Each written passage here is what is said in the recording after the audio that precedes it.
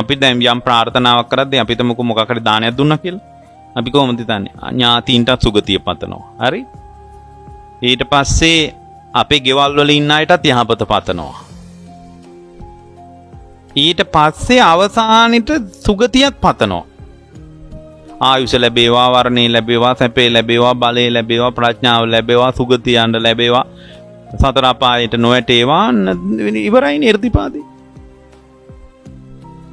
ඒ සතර අපායට නොයෑම පිණිස යා මේක කරලා තියෙන්නේ. ඒ කියන්නේ සතර අපායට නොවැටේවා කියලා කියන්නේ නිවන පිණිස නෙමෙයි භව තණ්හාවටනේ. හොඳට බලන්න. සතර අපායට වැටෙන්නේ නැතුව සුගතියට යන්න ඕන කියන එක නෙවෙයි කියන්නේ. සතර අපායට වැටෙන්නේ නැතුව ආයෙත් මෙහාට එන්න තියනවා නම් හරි ෂෝක් කියලානේ කියන්නේ. අනේ කොච්චර දෙයක්ද මේට? ඒ කියන්නේ භව තණ්හාවට ඔය. භව තණ්හාවට අයිති හේවණැල්ල හරියාන්තම් වැටිලා තිබ්බොත් ඒක එරදිපාදයක් නෙමෙයි. අද දවසේම වැඩට යන්න හිතාන ඉන්නේ. කාර්ය බහුලයි, ඔෆිස් එකේ වැඩ ගොඩාක් තියෙනවා. ඉතින් ඔය ඔෆිස් එකේ වැඩ ගොඩාක් අතරින් කුසලාර්ථයක් අහුල ගන්න පුළුවන්ද? ස්ථිරවම බෑ. පුළුවන් අයත් ඉන්න පුළුවන්. නමුත් අපිට හිතන්න පුළුවන් වෙන්න මෙහෙම. අද දවසේ මම මේ කරන සියලු කෘත්‍යයන් අතර මට අතෑරින්නේ මගේ ජීවිතේ.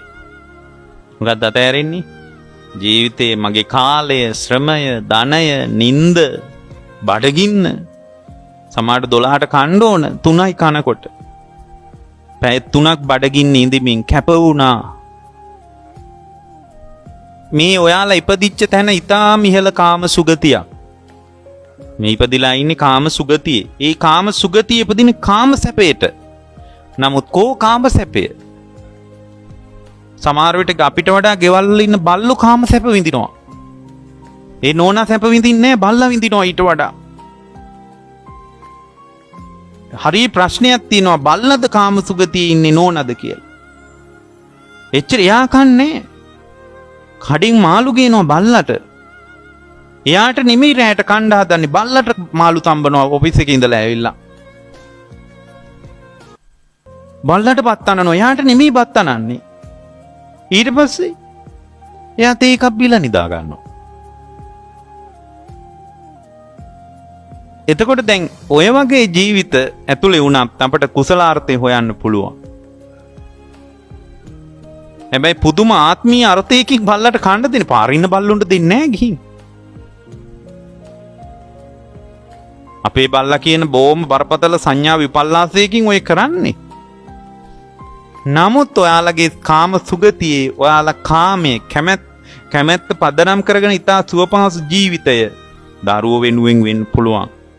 මහත්ය වෙනුවෙන්, ඔෆිස් එක වෙනුවෙන් වෙන්න පුළුවන්. නමුත් අතෑරින්නේ කාම සුගතිය.